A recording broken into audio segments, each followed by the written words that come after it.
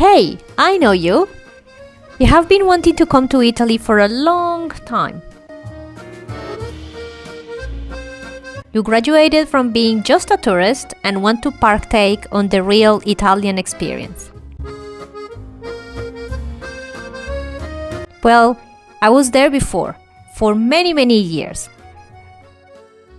For far too long, Aiden and I scrolled through houses, articles about life in Italy, watched countless hours of videos, you name it. Now we are on the other side. We live in Italy. We see you eagerly trying to make it over to this side. So let us help you with these tips. What you see and listen to are only points of view. You can spend hours and hours a week watching YouTube videos about Italy, about a particular region or town, and most likely you will find conflicting information. The content you watch may or may not help you get closer to deciding if moving to Italy or purchasing a home in Italy is the best thing for you and your family. And that is part of the process. However, remember this. Whatever you watch is only a point of view of the person giving you this information. And that includes the information we provide to you. Everyone's point of view is based on their experience. So if you ask someone else, you may get a complete different answer. I know what I'm saying is obvious, but sometimes when we research something or we're trying to rationalize a decision, we can become a little eager to find bulletproof answers and information, and that it's not realistic.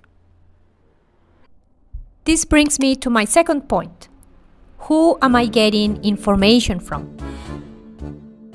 It is clear that the information and the points of view you get from people depend on their experiences, but also consider, if you can, their personalities, as often what we experience and how we perceive it depends on an individual's outlook in life. Does the person you ask have a cheerful personality? Are they in general a positive person? Are they cold and matter-of-fact kind of people? Are they usually negative? So rather than just listening to the answer and taking it at face value, go a little farther and try to ascertain why that person will have a bad experience or a good experience that may drive their point of view. Is this the kind of situation in which one's personality and traits may affect the outcome? And then you decide for yourself. It will cost you something: time, money, or both. By now, you will know that trying to find out if moving to Italy is for you and your family comes with a large number of questions. Where will we live? Should we buy or rent? Do we need to learn Italian? Will we be accepted? How much is all this going to cost us? How do I even get started? Well, mostly the information is there. You may decide to spend years doing the research yourself, which in a way is half the fun. In saying that, be aware that sometimes finding information in Italy is not that easy, as often you will need to know exactly what questions to ask, using the exact words, in order to get the appropriate answer. Or you may opt for using someone's expertise, in which case you will need to pay for the services. So whether you decide to go solo or enlist help, be strategic about it. If you want to do everything yourself, it may take you up most of your time. And if you enlist help to do everything for you, it may take up a lot of your money. So choose your battles.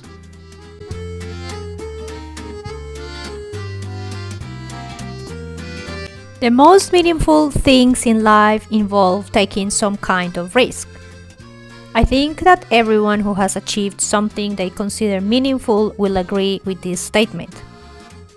Think about the time you left home for the first time, the time you moved in with someone or got married, the time you bought your first home or decided to have a child. All of these are very important steps in life that for sure come with stress, doubt, and a truckload of fear, but are totally worth it if you ask most people.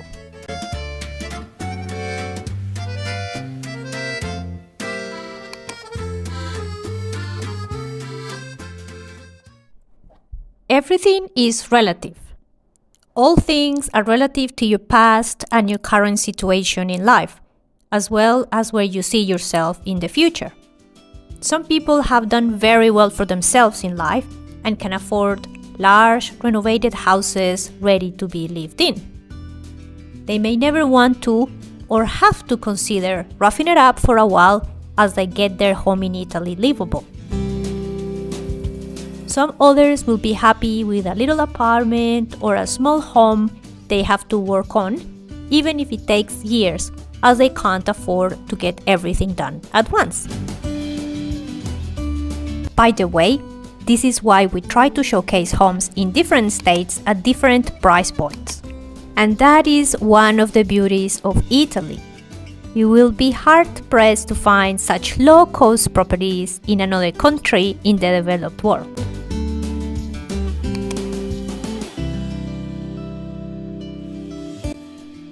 Do not compare yourself to anyone else. Sure, listen to people's advice, see what you can learn from the experience, good and bad, of others, but recognize and remember that the path you have walked and will walk is only yours. You may have all the life skills, experience, and determination that takes to move and buy a home in another country, when others just don't. Or you may not currently have what it takes, and the sooner you realize this, the better.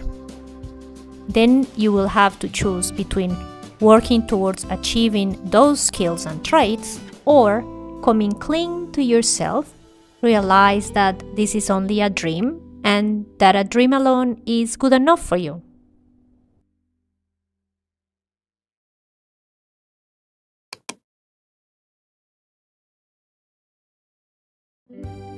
Even if you're sure of loving Italy and everything that comes with it, have done your research for years, have come to numerous trips and have made inquiries, heck, even if you have made the move, if at a given time you gather enough information to realize that Italy is not for you, remember that it is okay to change your mind. Being flexible and being okay with the fact that what is best for you and your family can change from time to time is part of being human. Life is full of cycles, so what may have worked for you years ago may not serve you in the current time. There are no foolproof decisions in life. If at some point you realize this is no longer what you want, be brave and move on. This brings me to tip number 8.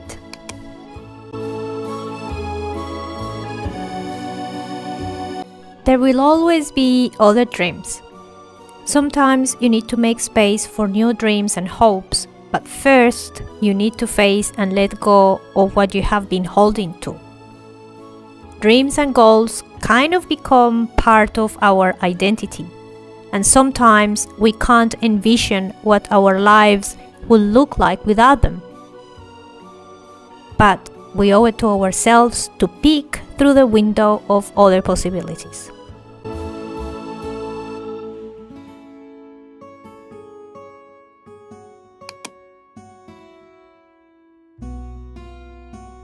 Many times in life, there is no right decision or wrong decision. Any path could be a good one as long as we take the first step.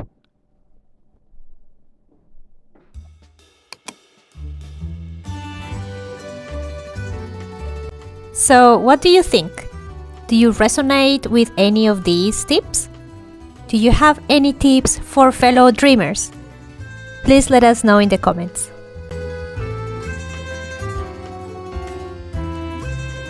Thank you so much to our patrons for their generosity. Your extra support is really appreciated. Please consider watching this video. I'm sure you'll find it entertaining and informative. Please remember to like, comment and subscribe, and we'll see you next time. Ciao!